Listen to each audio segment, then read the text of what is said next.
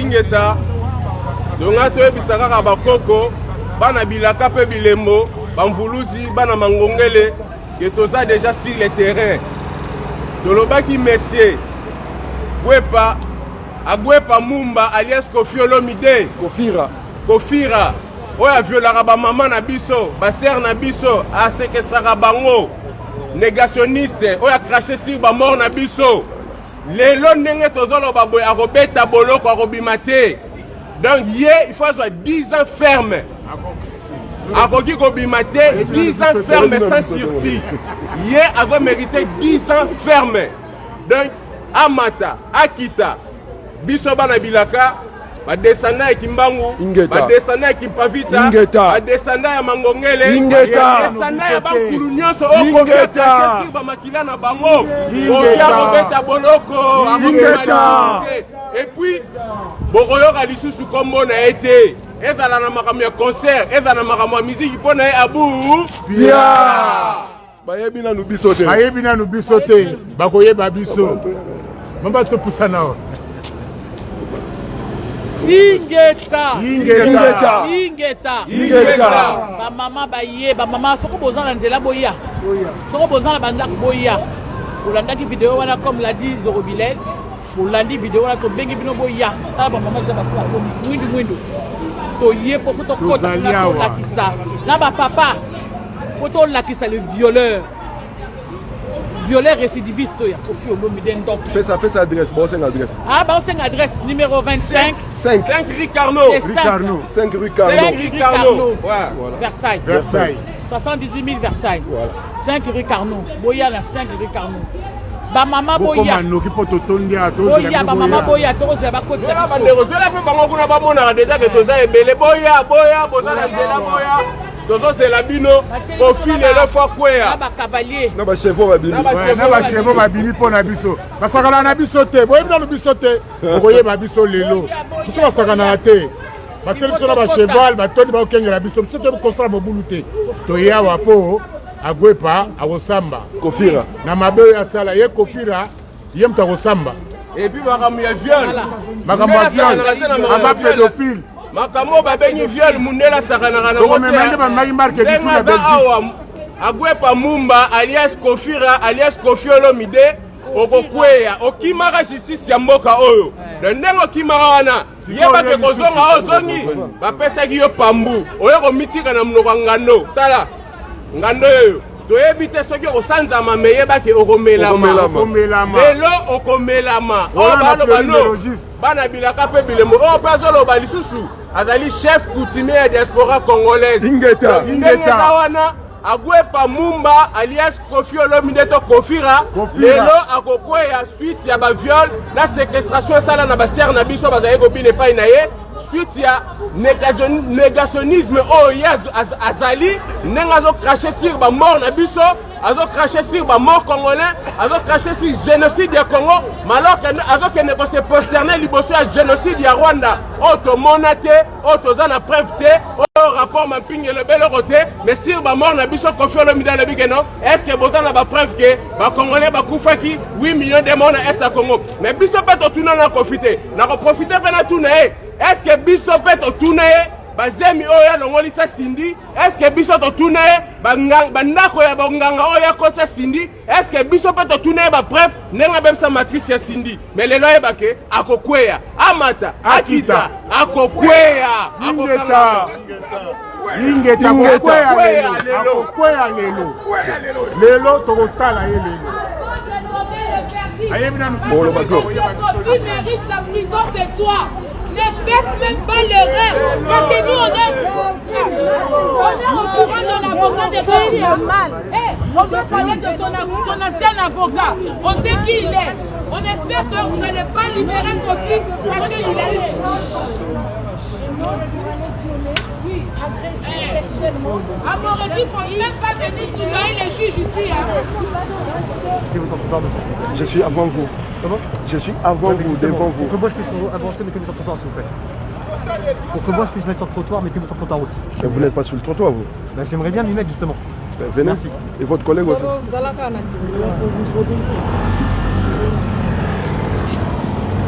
bomoni bana membre baza yele ore lolaka bana bilaka. Nous allons faire les travaux patriotiques et nous allons nous assurer que ces violeurs se retrouvent en tôle, l'endroit idéal pour lui. Oh, vraiment il tombe. Numéro à la TV. Mais c'est quoi le numéro à la TV? Numéro Boussoussou. Ah, numéro Boussoussou. Vous savez,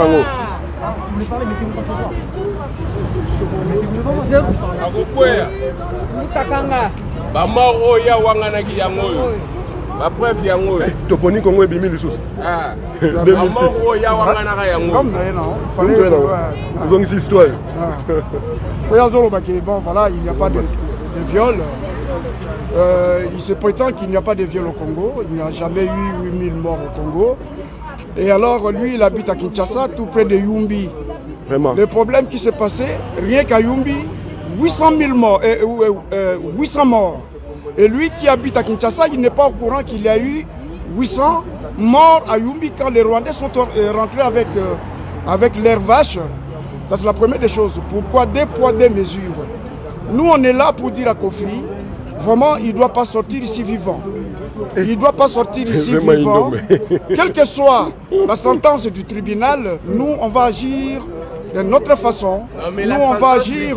Du tribunal est que Kofi Olomide aura 10 ans de prison ferme. Mais qu'il en soit ainsi. Si la justice décide autrement, c'est nous qui vamos décider à la place du tribunal. Bon voilà, docteur Mukwege, c'est pas pour rien qu'on lui a donné le prix Nobel de la paix. Et lui, il dit qu'il n'y a jamais eu de mort au Congo. Mais il s'en fout de tout le monde, il s'en fout des Congolais. Alors que ce soit la dernière fois, prix des concerts des musiciens congolais ici en France. Merci Zorobile. Ingeta. Mama Kong. Oui. Lolata. Bah, on est là, hein, on est devant cour d'appel de Versailles. Kofi nous a cherché, il nous a trouvé. On n'en a rien de la musique, on n'en a rien à foutre de la musique de Kofi. Mais les propos tenus par M. Kofi Olomide, c'était des propos très insultants, très offensants. Non seulement pour nos morts, mais contre nous qui sommes vivants. Donc nous ne pouvons pas, tant que nous sommes vivants, nous ne pouvons pas laisser M. Kofi Olomide dénigrer et cracher sur nos morts. Donc, étant que vivant, étant qu'une personne vivante, je suis là pour défendre mes frères, mes soeurs, nos mamans, nos papas qui sont morts, nos enfants qui sont morts et que Kofi ne reconnaît pas. Voilà. Donc, il nous a cherché, on est là. Bonjour monsieur.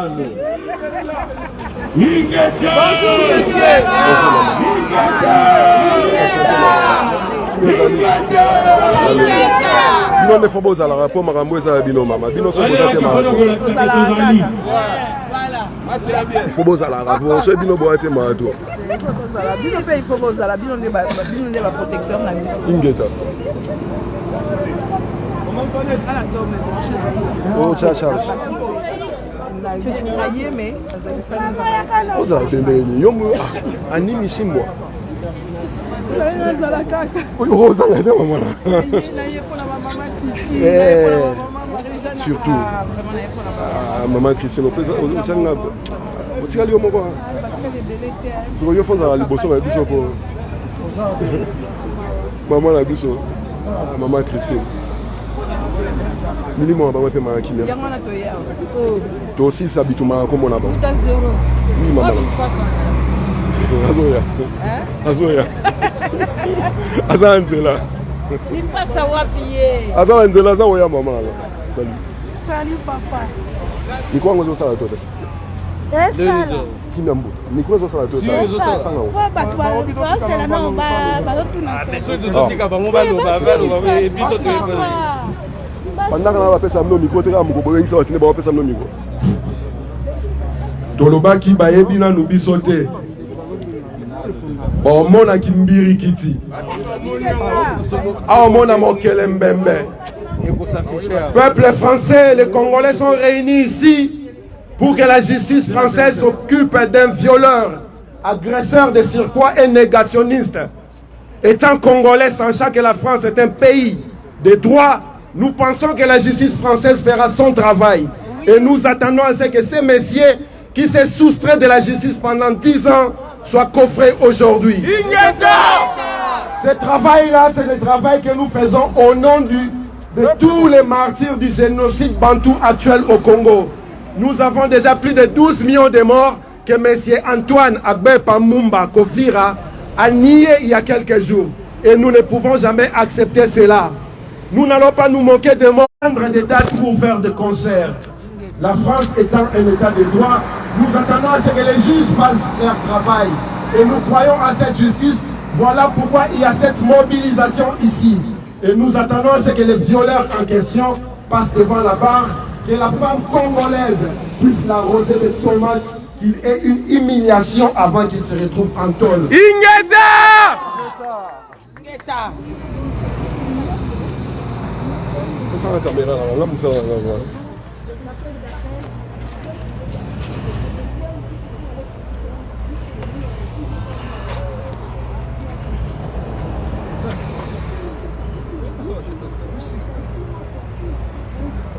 Kofi Osambwe.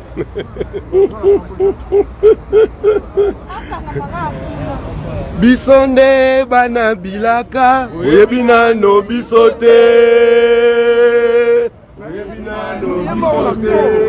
Bisonde bana kimbangu, oyebina no bisote. Bokomona mokelembembe bozela.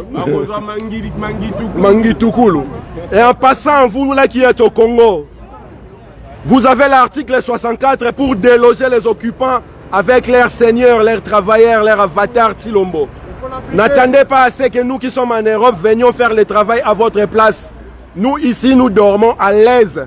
Nous mangeons à notre faim. Nous avons un travail qui nous donne notre salaire à la fin du mois comme il se doit.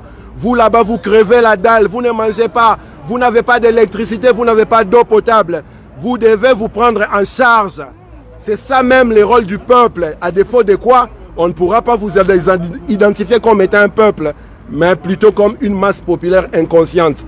Et voilà pourquoi nous faisons ce travail d'éveil de la conscience pour que vous compreniez que le peuple est souverain et personne ne peut danser sur le nez du peuple indéfiniment. Boye babiso sikoyo. Maman Animi Simba. Ingeta yo Kofi lelo otiaki tembe yo za moto na tembe te tembe non lelo ekosuka lelo so yo la na prison te biso maman awa to kata bilamba Ingeta okolala na prison toi a na kata état de droit yo za citoyen congolais te oza citoyen français oya o commettre ba makamuna mabe o violer ba mineur okimi kuna pendant 10 ans ozongi awa loko ozongi awa justice eko s'en charger na yo po a toi na état de droit toi na pays au justice et ça la bien du coup mon retour est là au compter na Meso Mama Ani Olobi okobanga batute okobanga mutute okobanga kaka nzambe banga siko nzambe sikoyo biso to bana biso lukela so problème oyebi biso te okoyeba biso lelo na bana bato oyo bebisi nako sambisi biso zoluka so bato bakufa combien oza kuna chance komoninga ebi na depuis nato timola cimetière mama na ye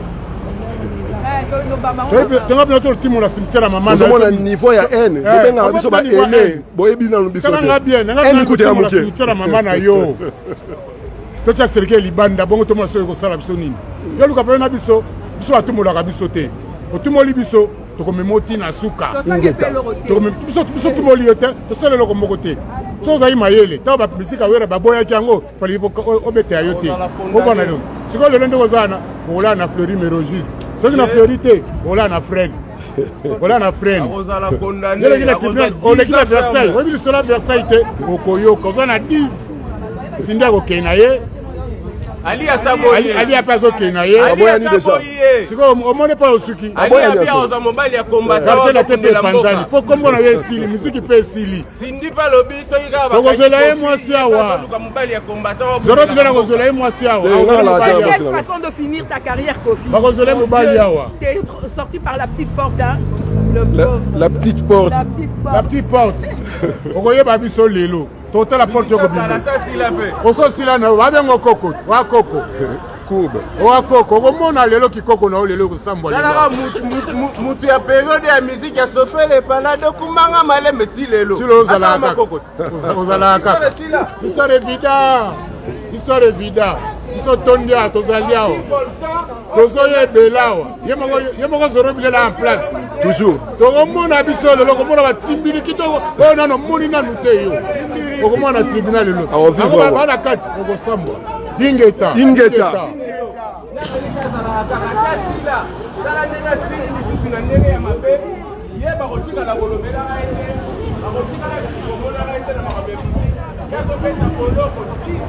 Kofi oyoka biso na sango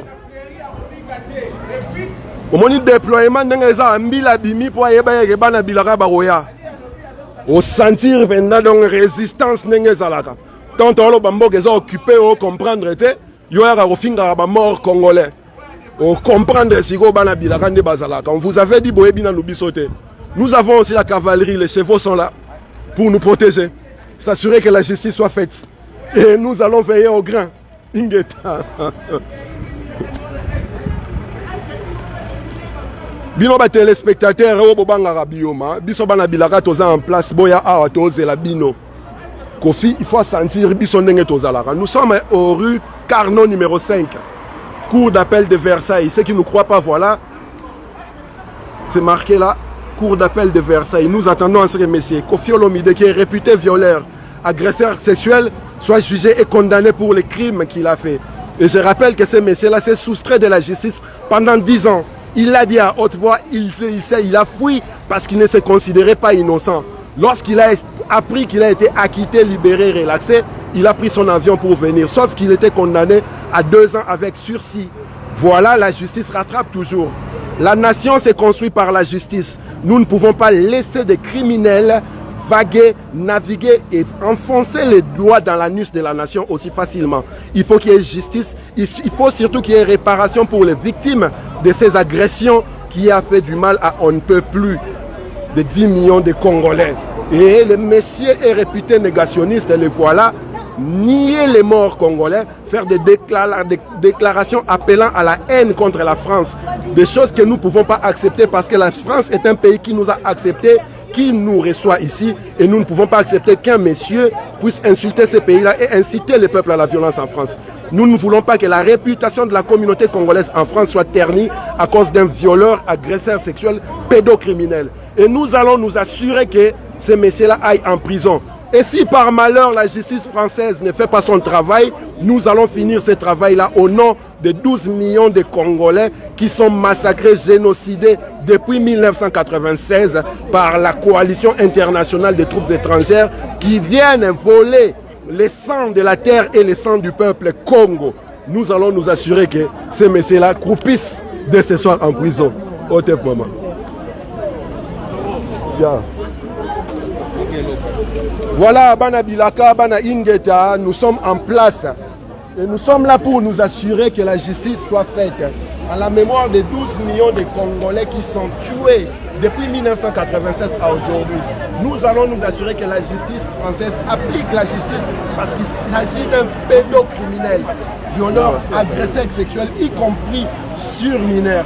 Quelqu'un qui est réputé séquestrer ces musiciens, quelqu'un qui est réputé d'une violence invisible, violence verbale et violence physique.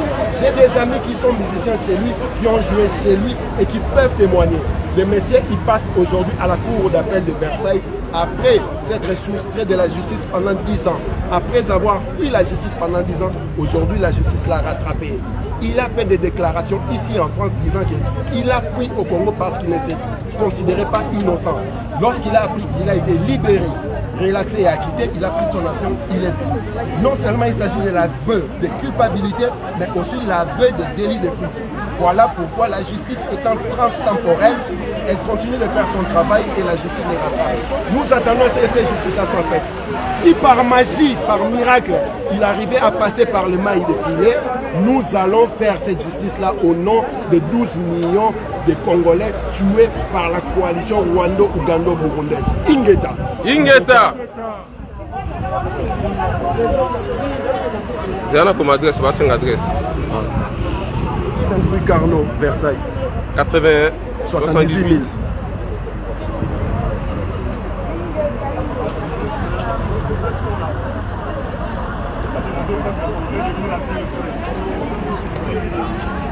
Merci beaucoup.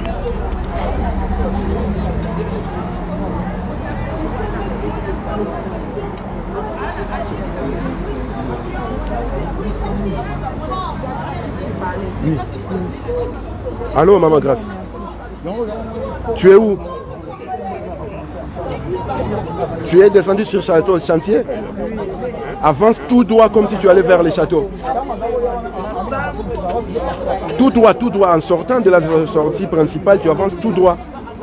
Ça te ramène jusqu'au château et au château. Quand tu arrives au château, appelle-moi, je vais t'indiquer. Avant même que tu arrives au château, il faut que tu prennes à ta droite en fait. Ok, à toutes. Appelle-moi, bon, appelle à maman et elle va me passer le téléphone parce que je suis en train de faire les directs en même temps. Elle est dans le. Ok, à toutes, maman. À la gare.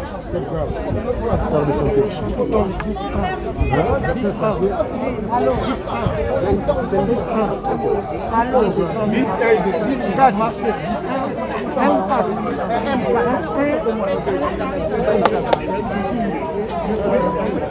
À vous la parole. nga so na ye lelo na yaka te lelo nde na telemi mpona bamama beauté ya femme congolaise. soki lelo na ye ezali na ndenge Kofi awanganaki bamort 8000 wana yango wana vraiment elamusinga elobi faut okende odefendre bamama yango na ye donc na ye mpona bongo Kofi en tout cas ebele ya bato bakufi yo wangani otelemisi ba maman donc voilà quoi. Merci mingi maman. Où est-ce qu'elle est passée bien?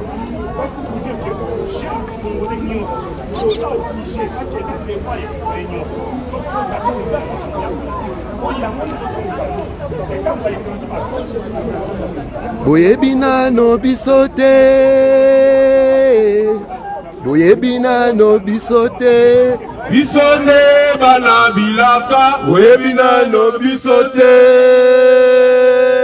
Boyebina no bisote Bisone bana kimbangu Boyebina no bisote bande kono sombote baimboka Boyebina no bisote Bisone bana bilaka Boyebina no bisote Kofi Olomide asimbi esika bakokosimba te ena la résistance là tokozala na ye ntina suka il faut que a comprendre que place akosimba te bato bazokufa oyo koto azomona te biso tolaki tokokende na ye ntina suka toye awawa ndenge tokoya le 27 novembre tolobaka na batelemi ete toyoka sur le terrain donc nous sommes là tokozala wana toyoka ndenge nini epi toza kosuete bakanga ye lelo e bakangi ye lelo kozala feti mpona biso parce makila elobaka makila egangaka bato bakufa toza na balolongo makila neza koloba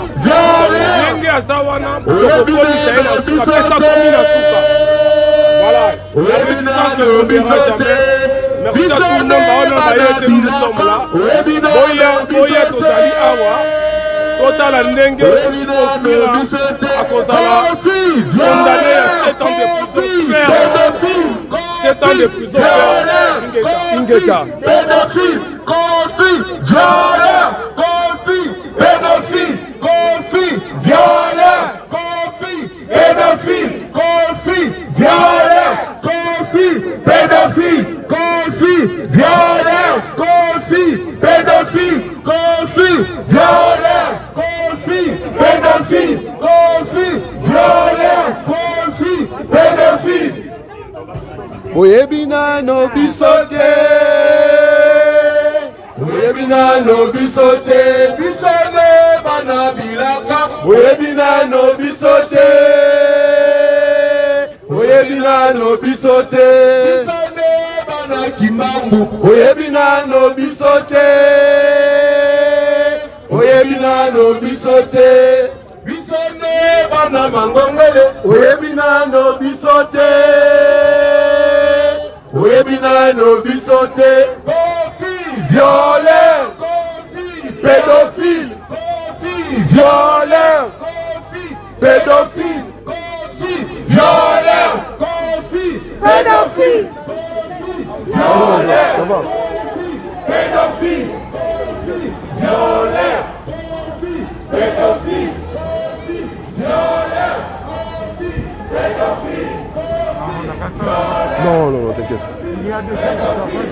Ouais, t'inquiète. T'inquiète, mon gars.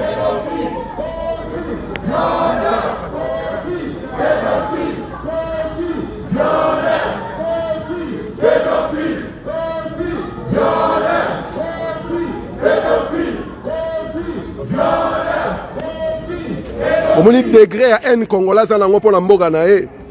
Bokansa to sala ma sekita bo finga so ba ene to seka bino makasi. Poso boye ba kanda o to ala ngo pona Congo. Bolinga bo benga so même pas ene. Ene kuta mukie. Ene za mukie o biso to ala ngo leki ene na kanda. Satana za kanda te. To ala kanda ko leka satana. Na yo tilombo bizimungu pete wa Kagame to sila na yo. Félix bino bato bo Hollanda bo pese sangoke bana bilaka baza koya kosikola mboka wana donc tango ekoki amisika ye moko a démissionné azongisa bokonze pa oyo mutu peuple aponaki babenga na ba occupant sinon te musala oyo okende to kena bango tina li fobo et puis to vide bango ka neto mesa aussi sa bango kofia kanisa eza maseki akanisa to sala maseki to sala makambo ayo tia musapi na mo uti ya combat ya résistance tant abimisa solo à farate à niveau donc na yoka solo ndengwa na te mamo kao debout opération farata donc nde to lo babona ba farata pena donc to rosé dans ce moment là ba ebi kana na biso te ba ebi na no biso te ba mona na biso bien te opération farata liboso ya baji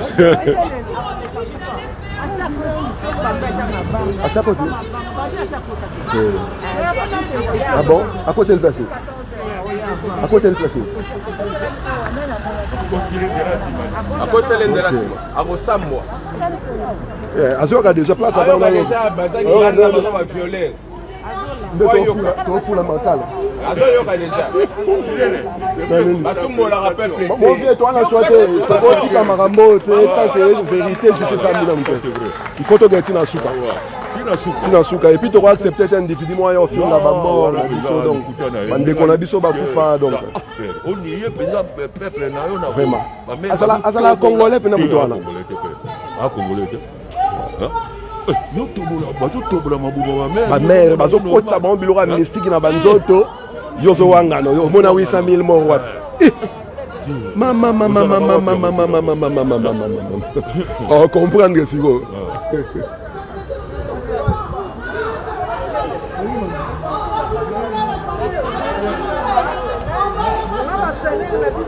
bon, bandeko ba bolingo, bozui yango, bomoni bana bilaka baza, nous sommes au 5 rue Carnot à Versailles. Boya to, c'est la noto tunda. Ngana okata, na okata ka vidéo, on a ça musala mboka sikoyo. Boya ebele awa basi bayena ye, Kofi Olomide égale Monsieur Ditrou.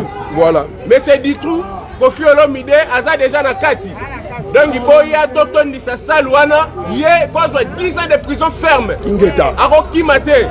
Nenga dana akracha ici ba mort na biso et ba mort wana etelemisi biso et pesi biso lisusu makasi et pesi biso nguya pour être to relaxer que ba kracha ka sur ba morte. Ye 8 millions de morts ya tunaki biso. Mais ya Rwanda place wa kende ko se prosterner. Est-ce que ça na preuve? Il y a 800,000 morts ya Rwandais azana moté mais ndimi kuna mais oya biso oya cracher likola ba mort na biso ayeba ke akobeta boloko amata akita akobeta boloko na biso ingeta akobeta boloko na komba bakoko na ingeta. Le Congolais ne pleure plus avec ses larmes. Le Congolais pleure avec du sang. C'est le sang qui sort de nos yeux. Parce qu'on n'est pas... La résistance ne tombera jamais. La France, dans la résistance, c'est les villages gaulois. Les Romains, ils conquête empire partout, mais ils ne prendront jamais les villages gaulois.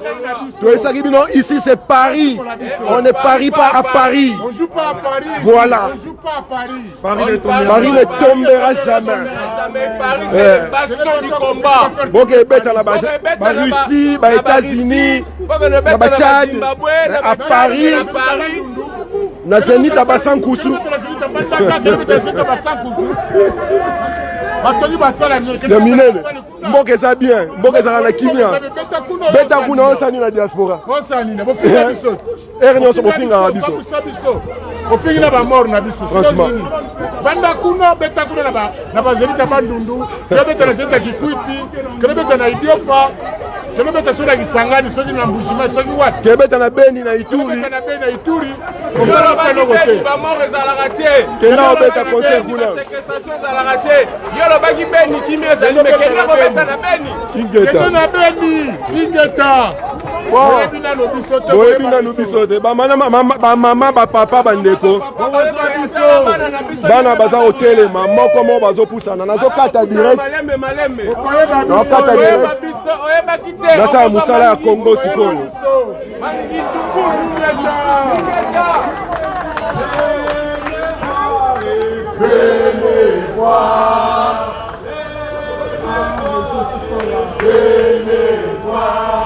Kofira violeur au Congo. Kofira violeur au Congo. Il a agressé toutes ces danseuses. Il s'est soustrait de la justice. Venez voir. Venez voir. Assassin au Congo. Il a violé. Joue micro Volcan. Joue micro.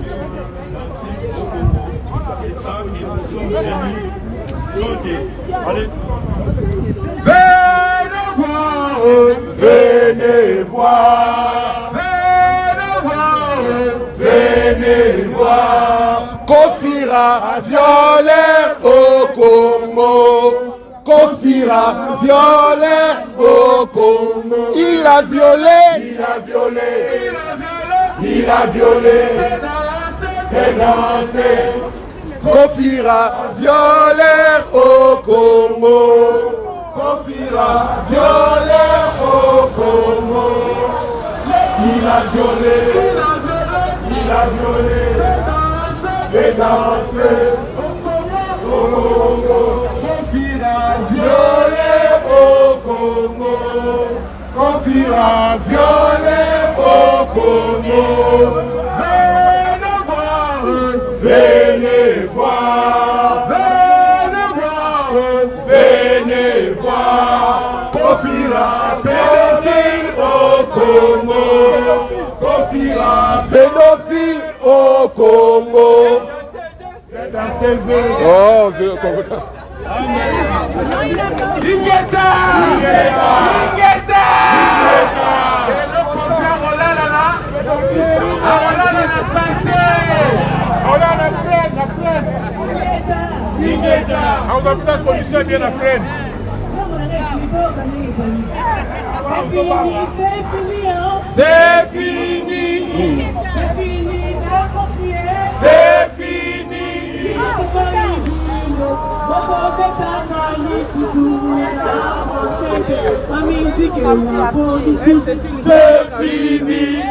C'est fini. C'est fini, oh.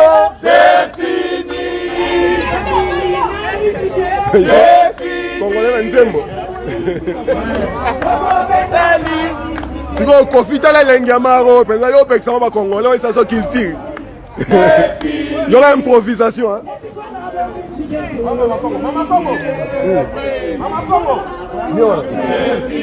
Luis. Yes. Luis.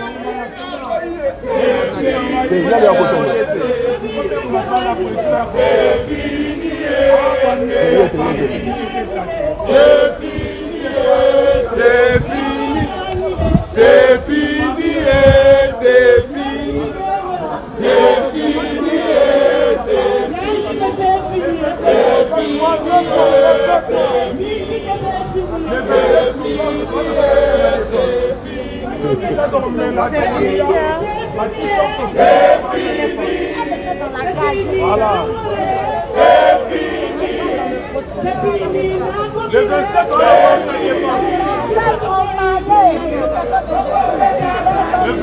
On a parlé la défense.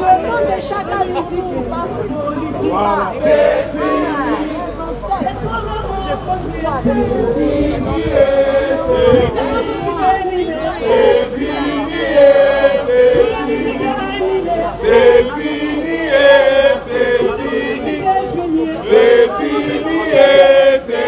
Mangitukulu.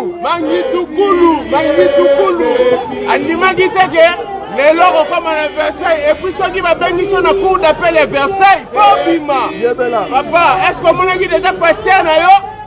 Papa, est-ce que omonaki déjà komona nganga na yo?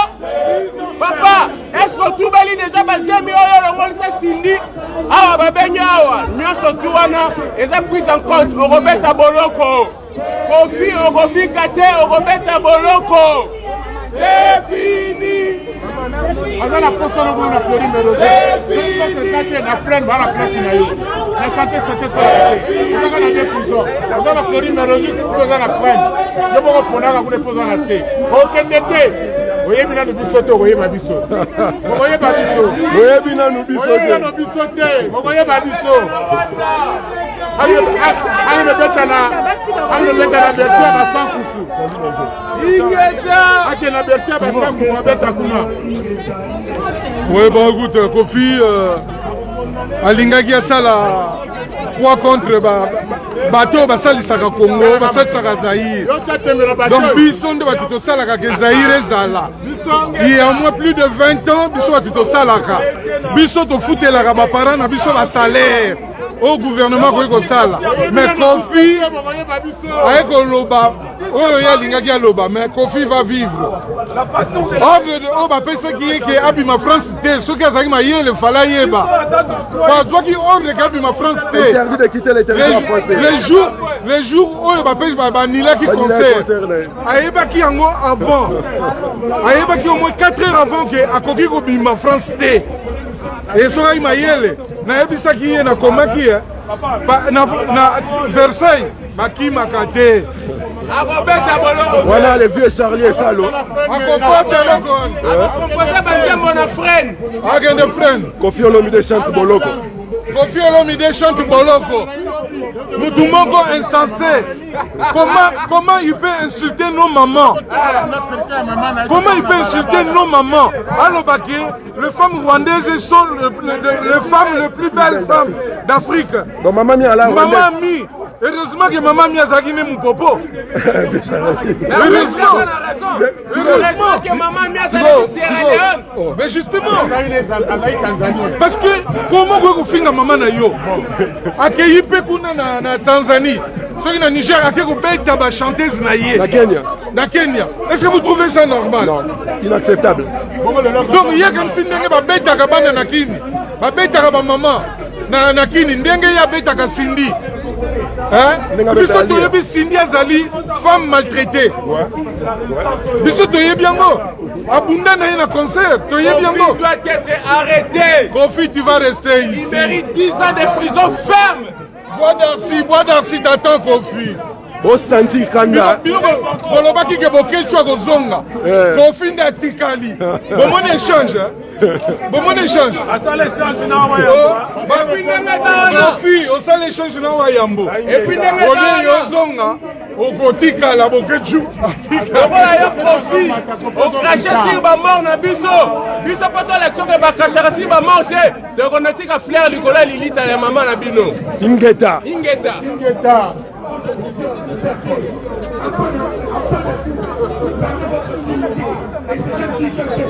donc boyokaka haine ntango bofinga so ba haine boimaginaka te niveau ya haine nini towana yango towana haine koleka satana mpo na Congo donc oyo bobengaka ba haine wana esekisaka biso mabe bakokuta biso mpo na Congo kanda oyo toza nango boyebi te bocomprendre yango sikoyo boyebi nanu biso te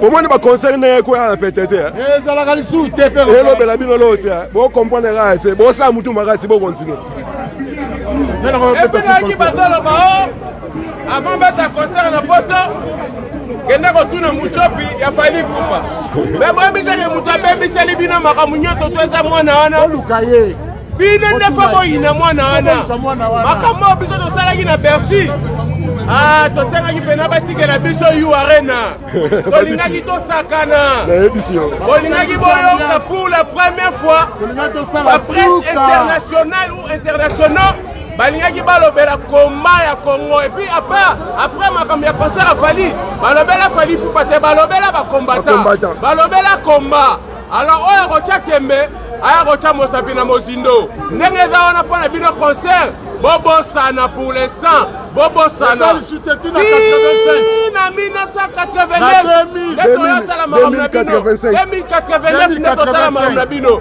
après kobengana nanu Chilombo na bokipa volcan matisa mafuta émission bokoyoka kimbirikiti mpe o bozozema eza mangitukulu boyebi biso te boyeba biso boyeba nombre ya bamatiti eza na ntiesa ya mokila oyo bokoyeba biso boyebi nanu biso te Kofira niye ba mort congolais oyo mokili mobimba ezo reconnaître Kofi mabe nyonso sala basi ya Congo ba danseuse basi nyonso bana mike lelo kofuta yango ba mort na biso ba kosekwa lelo ba kokota na kati ba nzoto na oyo biso to vivant lelo okofuta Kofira olinga Congo te lelo komona kimbirikiti effectivement akoki kolinga Congo te po azali congolais de santé donc biso bato tolingi Congo ezali biso tozali badepere de mer biso bato mpona Congo biso bato tolingi Congo Kofi mama na ye azali popo mutu ya Sierra Leone tata na ye il semblerait que aza béninois lokola mama na ye abandaka koteka maputa na zando abandaka kosala bale retour Togo Benin ne place bagenda kozwa zami ya Kofi me baye kokosela papa agwe pamumba Papa Charles donc Kofi aza na makila ya Congo te yango na lingaka Congo te lokola craché sur ba mort ya Congo ayebake lelo akobeta boloko amata akita akobeta boloko na Congo pe asala eloko moko te na Congo pe toza na besoin musique na ete ayebake akokende composer musique na na santé soit na Fleury Mérogis soit na Bois d'Arcy na besoin de composer ou bien na Fresnes et non seulement ça pour votre information bina ba botola na biso Ali Saboy Kofi. Voilà. Nous avons proposé à Bala Alia les chiens clairs. Akele na Bala Cindy Yebelaka. Cindy Yebelaka. Tango ka bazokanga Kofi bien. Luka mbalo ya combattant. Abundela Congo. Luka mbalo combattant lero abundela Congo. Bako ba combattant. Bato mbonzi. Ah, bako sepelisa Cindy. Bagomona mute bagomona. Bibela ngo tozalia. Voilà, peuple congolais, comme nous vous avons dit, nous serons là pour nous assurer que Kofi Olomide, agresseur sexuel, y compris sur mineurs, soit condamné et qu'il soit traduit en justice. Et si par magie, il s'en sortait, nous allons nous en occuper avant qu'il rentre chez lui. Toi aussi, la nanaelelo. Alobagi bras de fer et ça la manaye. Toi qui es na souka.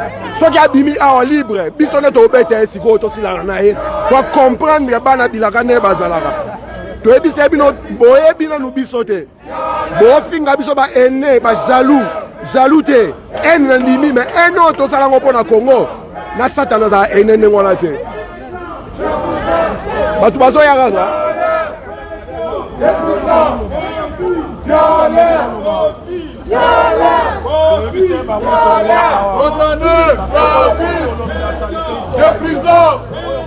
Des prisons, condamnés, Kofi, violé, 20 ans, des prisons, 20 ans, violé, 20 ans,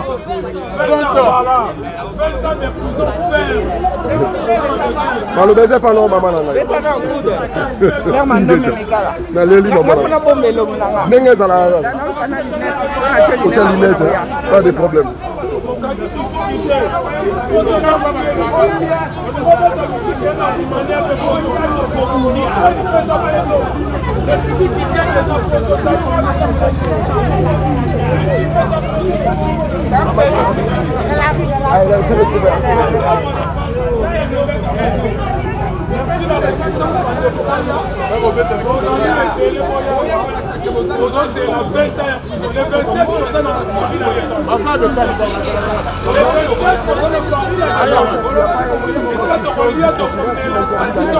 Vous n'allez pas, non, chef, vous n'allez pas faire ce jeu avec moi, s'il vous plaît. Je vais passer de l'autre côté. Pardon. Pardon.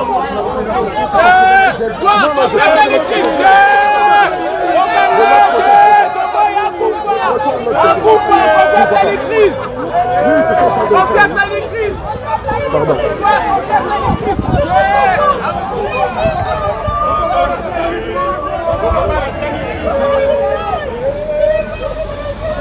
plaît. J'aimerais que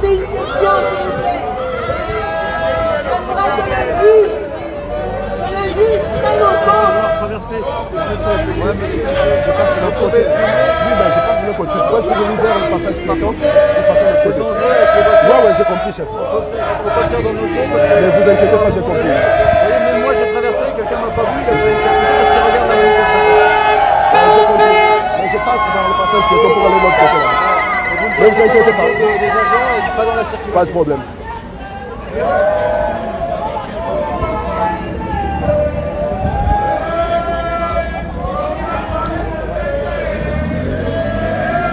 Viens, le bâtiment. Après procès. Bon. Mais n'est bandit, hein? Ok. 15h, hein? 15h30. Ok.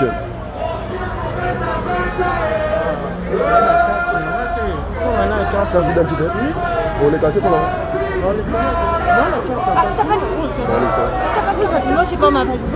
Tu n'as rien comme pièce d'identité? Oui, ils ont carte. Non, non, il dit c'est ça. Non, bon, on les carte t'inquiète. Maintenant, on est bon, à ton côté. Bien sûr.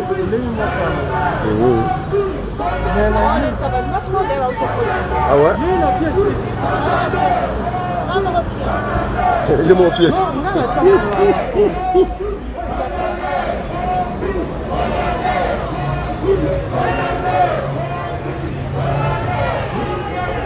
Il paraît qu'on fait ça les crises.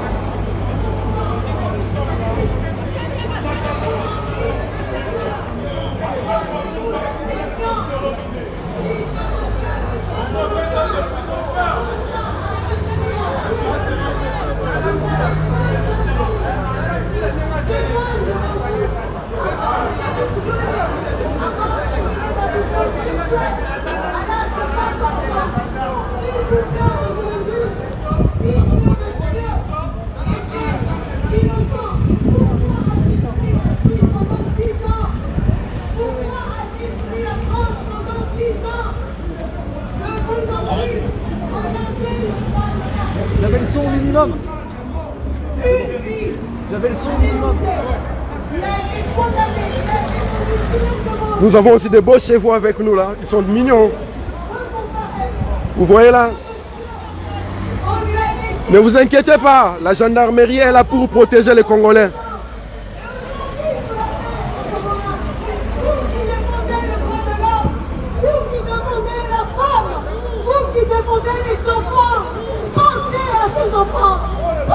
Ne vous inquiétez pas, la gendarmerie est là pour protéger justement les civils congolais, ceux qui luttent pour les droits humains. Non, nous ne sommes pas au Congo, les gars. Où vous avez des inciviques armés qui tuent. Ici, nous sommes en France, état des droits. Est un envoyé de politiciens. Les filles qui sont au pays, qui ont subi des viols, ne pourront jamais pouvoir demander justice. Pardon.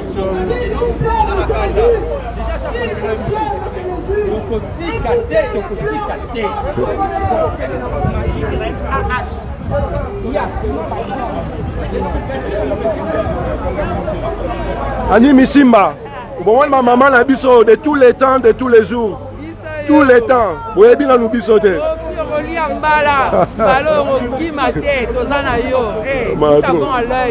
Ingeta.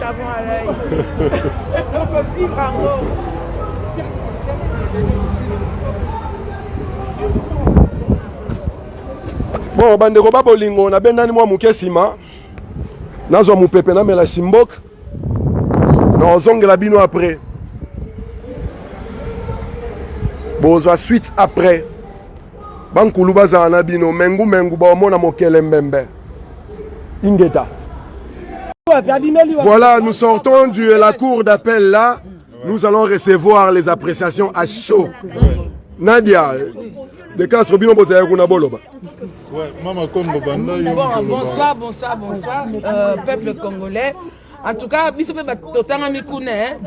qui sous-estimez les combattants, merci. Combat combattant et Bimikuna, l'avocat, l'avocat, il y a Kofi. Voilà.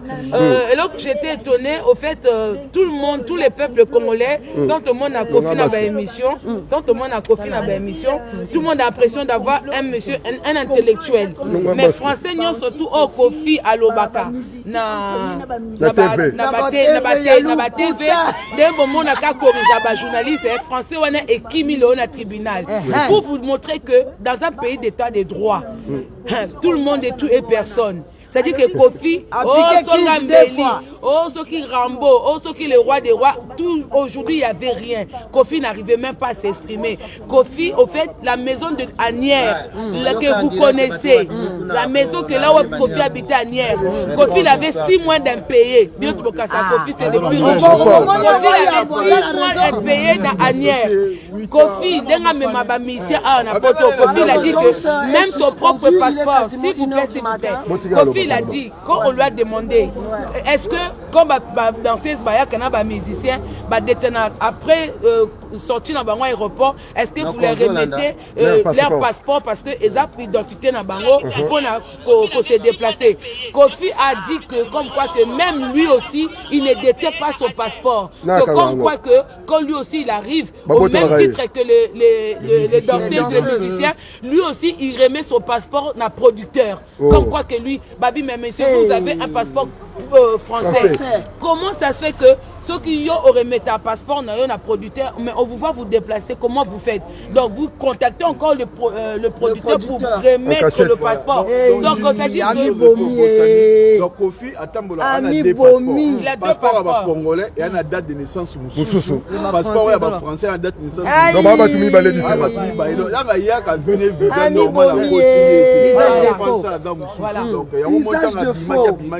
Et puis il a nié son nom de Agwepa. Voilà. Il s'appelle Kofi. Il s'appelle Kofi. Et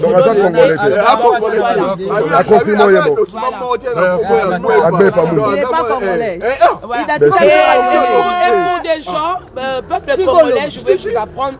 Pour na bateau bozo finga ba danseuse pour na bino ba danseuse do bana Congo o bozo sous-estimer ba ninga na bino parce que de peur que bana mboka moko ba trop exaté mais histoire o eza relaté na ba enquête o ba juge ba procureur ba sali mais franchement vous vivez un calvaire.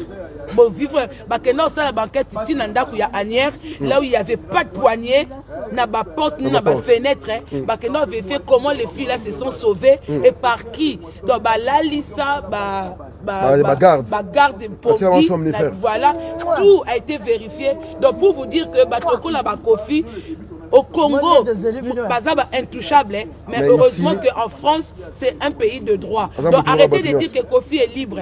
Vous voyez à quelle heure nous sortons de donc c'est reporté, au fait, ils vont délibérer le 13 décembre. Peut-être le 13 Kofi va partir parce que le dossier est très lourd. Donc prenez pas ça en légère parce que Kofi, il était très mal à l'aise. Kofi il était stressé et puis il n'est pas tout seul. Dans le bien ça enfant légitimité. Non, Kofi a dit qu'il n'est pas l'enfant. Kofi n'était pas seul, il était dans les accusés Kofi, il n'est pas seul, il est avec Batunae Oyo, ça il a Babi Kalanae, O Bakenozule, danseuse, O Bakangelake, danseuse, O Bakangelake, danseuse. Voilà, donc. Non, mais moi je vais insister sur une chose. Est-il vrai, pardon papa, est-il vrai? Au fait, Kofi, il est français. Kofi, il est français. Donc il s'agit de deux personnes différentes. Il utilise un passeport congolais, Bakangaye un passeport congolais avec une autre date de naissance, avec un autre nom. Et quand on lui demande le nom de Kofi Olomide, est-ce que c'est son nom de scène? Il dit non, lui ne s'appelle pas Antoine Akweba parce qu'il n'est pas l'enfant, il n'est pas un enfant légitime, donc lui s'appelle Kofi Olomide, c'est son véritable nom. JB a raison. Voilà. Et il a dénoncé JB. Kofi il a parlé de JB. Quand ils ont parlé de viol, il a dit que le premier musicien qui a commencé à violer les filles, c'était JB. Et comme quoi que, voilà. Donc lui, quand il a pris Françoise, quand il a récupéré la danseuse Françoise, qui était venue avec Alain Pella le voir, donc c'est la danseuse Françoise qui apprend que, comme quoi que, elle venait intégrer Quartier Latin parce qu'elle avait marre d'être violée par JB. Et c'est les propos qui sont sortis dans la bouche de Kofi Olomide devant les juges. Et quand on lui pose la question, comment ça se fait que 100 dollars ou 150 $, c'est beaucoup d'argent, c'est la rémunération au Congo. Mais vous faites vos concerts ici en France. Ici en France, il y a le SMIC.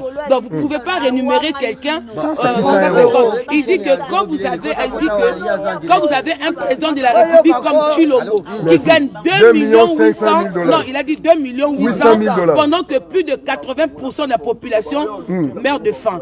Il faut aller poser la question à Chilombo. Donc il a balancé Chilombo. Il faut aller poser la question à Chilombo. Il a même dénoncé le président de la République. Oui, il a dénoncé même la façon de vivre au Congo. Que les filles là, tout le monde, aujourd'hui, lui il est accusé. Pourquoi? Il n'a rien fait. C'est parce que beaucoup de gens rêvent de venir en Europe parce que le pays ne va pas bien. C'est ça la raison. Voilà. C'est pourquoi il violait, c'est pourquoi il s'est cassé. Ben, lui, il a nié le viol. Je vais insister sur une chose, Ofera. Je vais insister sur une chose. Kofi a dit qu'il n'est pas enfant légitime. Non. Son nom, ce n'est pas Agbe Pamumba. Non, c'est Kofi Olomide. JB a raison maintenant. JB a raison. Yewana. Voilà, Kofi tout fort. Oui, Yewana. Non, il n'est pas condamné par même à Moutouko. Ok, c'est gars. Non. Bloqué biso to filmer. Voilà ici Boya donc Kofi Alobi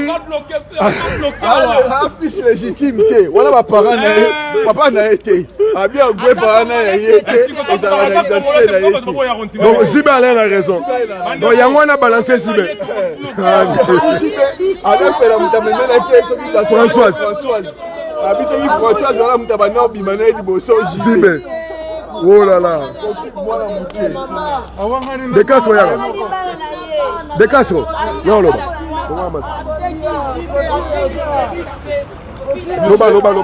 Congolaise, Kofi lelo, Kofi a commis mukie boye, Kofi a diminué. Kofi a commis mukie, Kofi obino omona wana. Lelo azaki petit devant tribunal à Versailles. To sali musala peuple congolais. Kofi, délibération ezali le 13 décembre. Mais bête sur le sur la tribu, Katia Kour Nengele Gagi, Kofi a fustigé Félix Chilombo, a gagné 2 800 000 pendant que 98% du peuple congolais, Baoku Fanzala, a fustigé JB Mpiana, même à danseuse, n'a pas boîte à sommer la whisky, à sommer la whisky, à violer la bango. Donc, Gloria. Loba.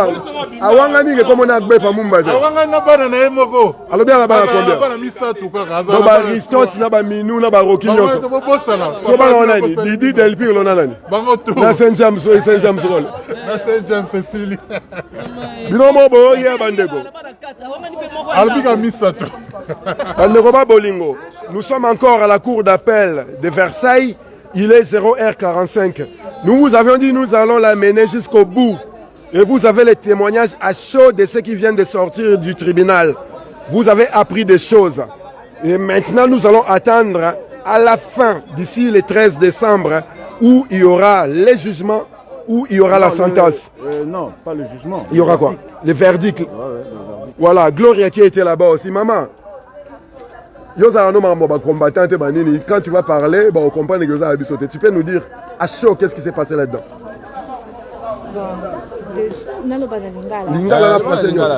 Procès depuis 16 heures. Bimina procès, minuit déjà passé, tu vois. Moi, ce que je retiens en fait du procès, c'est que les parole contre parole.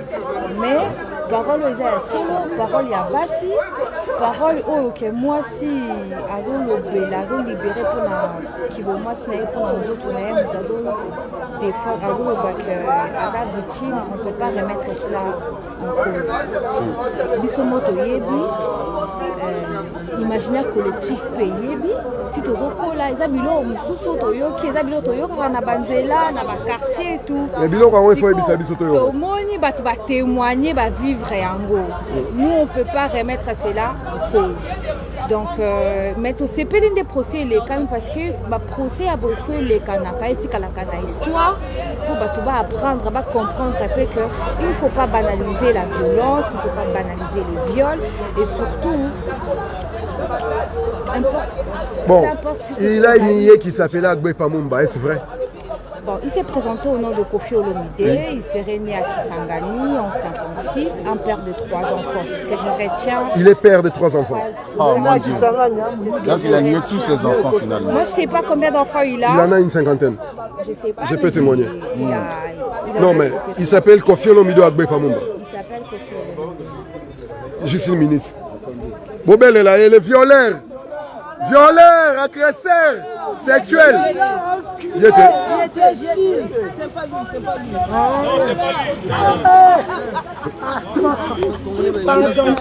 Gloria, là aussi nous sommes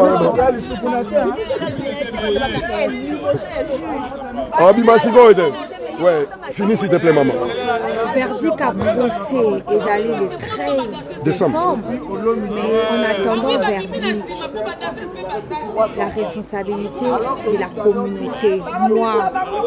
Moi je pointe la communauté, les familles, les pères et mères qui envoient leurs enfants pour des questions, des pains ou de manger et tout cela. Donc, tous la verdict, il y a ma mais le procès n'a pas dans la communauté en tant que ça doit se faire. Ça doit se faire parce que la question des viols, des agressions, des incestes, en fait, règne dans nos familles, c'est présent en fait. C'est comme une habitude quoi. Et ça doit s'arrêter. La parole des victimes est toujours remise en question parce qu'on va d'abord te juger ou te condamner toi.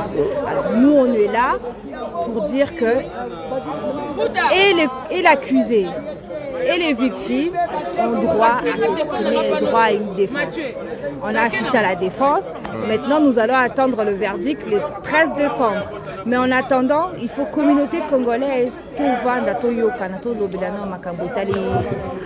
Gloria, na bandeli lisusu. Afundi Jibekuna. J'ai cru entendre, ouais. Yebisa biso afundi Jibe oui ou non? Afundi était ma cité. Alobi Jiba Salile. Funda Jibe, les acquis apporté Jibe plein de Alobi Nini, c'est Jibe. A cité parmi violeur, y a un musicien qui aurait violé une des danseuses victimes qui est cité là aussi. Nous devons rappeler que JB a dit à haute voix que Kofi n'était pas congolais. JB a dit ça. Et nous apprenons que Kofi ne s'appelle pas Agbe Pamumba. Il serait un fils illégitime, il aurait 3 enfants. C'est ce qu'il dit. Et ce qu'il dit, ouais. Mais yo t'es Zamamouya Lobaki. Banderoba Bolingo, ne prenez pas rigueur à la dame qui est en face de nous. Elle ne fait que rapporter ce qui a été dit par Kofi Olomide. Voilà. Je ne prends pas. Antoine ne peut pas. La violence. La politiquement correct. Tokei. Tala. Vous se dérangez la binoté. Yemoko. Talaka adamwa liboso te pa na bango. Batunie kombo agwepa. Abi kombo wana ya yete. Avant légitime. Avant légitime. Illégitime. Abi je suis l'enfant illégitime. Alors moi na abotami na papa libanda na kuna ndako. Na kata ndako libanda. Yemo kwa. Donc papa Charles Abe paza papa na été. Papa na été. Aboyi penza aboyi. Aboyi koma Antoine Agwepa aboyi. Aboyi ngona mutema moko. Ata na pièce moko te kombo na ye Agwepa ezate. Kombo na ye Kofi Olomide. Soyosko yo expliquer nga nini. Bon, pour la JB, JB yo sali na makambo. Patounie yo, est-ce que expliquer biso? Est-ce que yo na no problème te obimana ba danseuse te na mouvement na le passé na obani. Avant d'habiter, ba nous loba bien. On qui habité Françoise. Françoise ana Alain Pelamutu, aela kié, mais Françoise ana na ko bima na JB. Ya ne azoa kaka après JB. Tu comprends le raisonnement, il y a beaucoup de Ramazolo qui a procès. Assez perturbé. Assez perturbé. Après, on a dansé ce mot français, le français a dit le rôle avec d'abord il y a JB. Nous avons mené la réalité. Nous sommes au Bimapona. Nous avons mené la réalité. Bon, c'est quoi, Nini? Deux passeports, Masola, deux passeports. Masola, deux passeports. Les deux passeports, ils ont la combo moko, ils ont la date de naissance, mokoté. Ou à moko, il y a français, ils ont la date de naissance nango, ou puis à congolais, ils ont la date de naissance nango.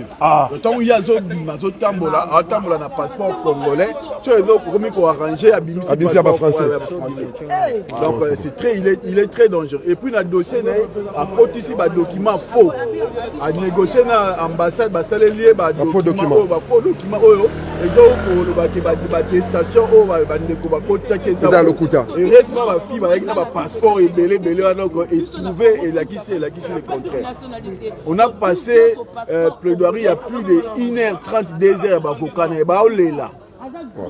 Baolela ma fille hein avocat donc procédure on dit avant na bureau na basi il est quoi avocat général Moisi maman présidente Moisi oh boy greffe bureau malikola na basi et l'avocat de Kofi on est au bimasco to moni to longo ba masque pas mona biso amoni biso ajusko dîner aboya balole atambola boy abalole lo kamazo bima abima et ce avocat qui était ba combattant ba bango mutu ba influencer nano avocat général tanga azoloba pena nano ye avocat Kofi que non dossier oyo eza dossier oyo ba combattant mutu ba derrière na ba jaloux na et nous assumons donc to yeba ke nous assumons biso mutu wana mwana Kofi za mwana yuma Kofi yuma pena donc grand mon pas mon condition là mbele na son ambaza songa mbele bukani zéro merci combattant kwa makasi combattant toi très puissant mais to miye baté to ça ba makambo na kati kuno mona na bambila mukonzi ba benge commune balobi ni commune balobi ni donc il faut ça la mobilisation après cette adresse na et alina Daniel Foy Casanova na blanc alors on a et puis Kofi a fondé dans ces naïs que abota mwana à faire déclarer na mutu abiba que ça test à partir non bah la test AD ya mwana mutu mwana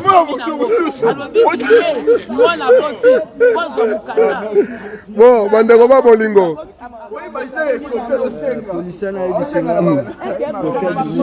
Nasima. Oui, les gars, les bossons. Bien sûr.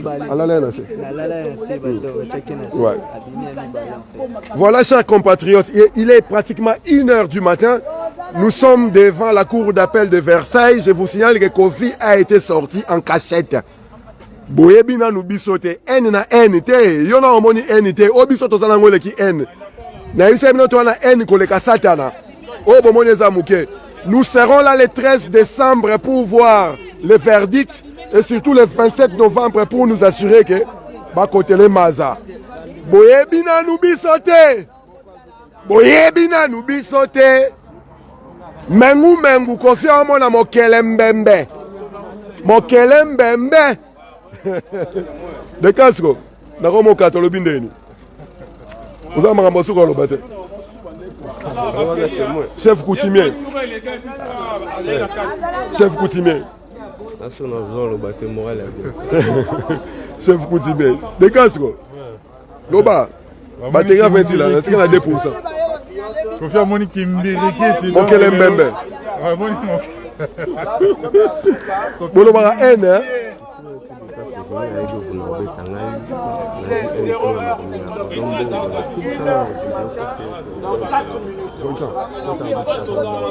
Donc, mes chers amis, mes chers compatriotes, donc le procureur a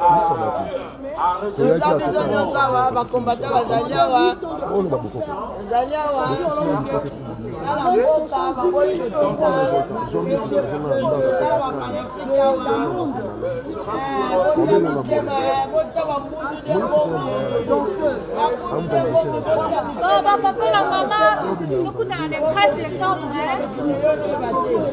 c'est qui comme parti pour aller là?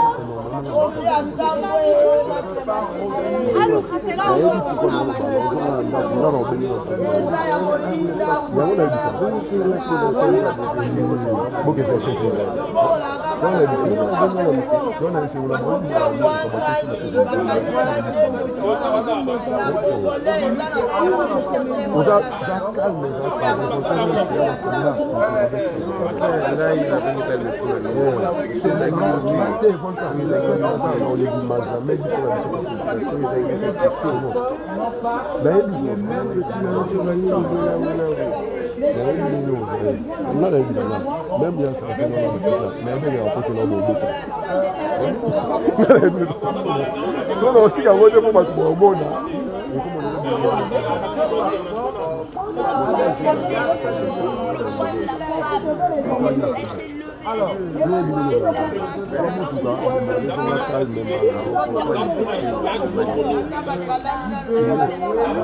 le téléphone est boucané avec comment dire.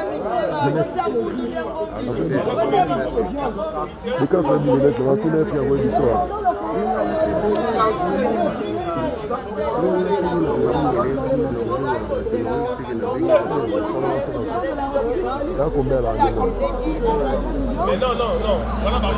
On a demandé à Kofi pour est-ce qu'il payait ses danseuses 150 € parce que ces danseuses-là ne gagnaient que 150 €. Donc, par rapport au SMIC, ici en France, on est quand même en France. Tu ne peux pas payer quand même tes danseuses ici, elles viennent danser ici. Donc on suppose que c'est leur travail. Quand elles viennent faire un concert ici, on suppose que danser c'est leur travail, elles travaillent ici en France. Donc il faut les payer déjà par rapport au SMIC. Mais même ici en France, Kofi les payait 150 €. Alors que Kofi gagne 50 000 à 60 000 € tous les mois. Et les danseurs sont payés à 150 €. Donc il accuse que c'est le président Félix Tshisekedi qui est responsable de ça. C'est la conjoncture du pays qui fait que Kofi payait ses danseuses à 150 €. Vous voyez l'exploitation. L'exploitation de l'homme par l'homme, du noir par l'homme noir. Et donc du coup... Bon, batterie c'est libre. Bonjour fidèles internautes de www.elengiakomba TV. Bonjour, bonsoir, Balandignon so, ya Elengi Yakomba, Congolaise TV. Belé partout dans le monde, partout où vous êtes, partout où vous êtes, Elengi Yakomba TV vraiment. Bonjour, bonsoir, on a abonné Bafa Nyoso Elengi Yakomba Congolais TV. Bonjour à mon boss, on a appelé ça vraiment un pandi. Bonjour à mon boss, JP Kiama. Je salue mon boss Balobi, boss des boss, Babi JP Kiama. Bonjour, la Elengi Yakomba Congolais TV vraiment. Ramon Lazana, chaîne de ça qui topo, il y a pas de JP Kiama, et boss des boss, il y a un danger. Donc on va accepter le Lazaki. Il y a boss Nabiso JP Kiama, nzamelanga, ba boss bazali, ba boss bazali. JP Kiama, le boss des boss. Na pesi d'abord bonjour, tu es mbote belé, na mon boss JP Kiama, on a rosa insaote. Donc on a quoi les catés sana, na pesi mon boss JP Kiama, boss des boss. Bonjour fidèles internautes de www.elengiakomba TV. Bonjour, bonsoir, Balandignon so, ya Elengi Yakomba, Congolaise TV. Partout dans le monde, partout où vous êtes, partout où vous êtes, Elengia Combat TV vraiment. Bonjour, bonsoir, on va abonner Bafa Nyos Elengia Combat Congolais TV. Bonjour à mon boss, on a appelé ça vraiment un pandi. Bonjour à mon boss, JP Kiama. Je salue mon boss Balobi, boss des boss, Babi JP Kiama. Bonjour, on va parler de combat, Congolais TV, vraiment. Maman, la zana, chaîne de chaque topo, il y a pas de JP Kiama, et boss des boss, il y a un danger. Donc, on va s'entendre la zaki. Ya boss na biso JP Kiama nzambe na ngai ba boss bazali ba boss bazali JP Kiama le boss des boss. Napesi d'abord bonjour tu ba mbote belé na mo boss JP Kiama wana na koza ngisaote donc na ko lekate sana napesa mo boss JP Kiama boss des boss. Partout dans le monde, partout où vous êtes, partout où vous êtes, Elengia Combat TV vraiment. Bonjour, bonsoir, on va abonner Bafa Nyos Elengia Combat Congolais TV. Bonjour à mon boss, on a appelé ça vraiment un pandi. Bonjour à mon boss, JP Kiama. Je salue mon boss Balobi, boss des boss, Babi JP Kiama. Bonjour, on va parler de combat, Congolais TV, vraiment. Maman, la zana, chaîne de chaque topo, il y a pas de JP Kiama, et boss des boss, il y a un danger. Donc, on va s'entendre la zaki. Ya boss na biso JP Kiama nzambe na ngai ba boss bazali ba boss bazali JP Kiama le boss des boss. Napesi d'abord bonjour tu ba mbote belé na mo boss JP Kiama wana na koza ngisaote donc na ko lekate sana napesa mo boss JP Kiama boss des boss.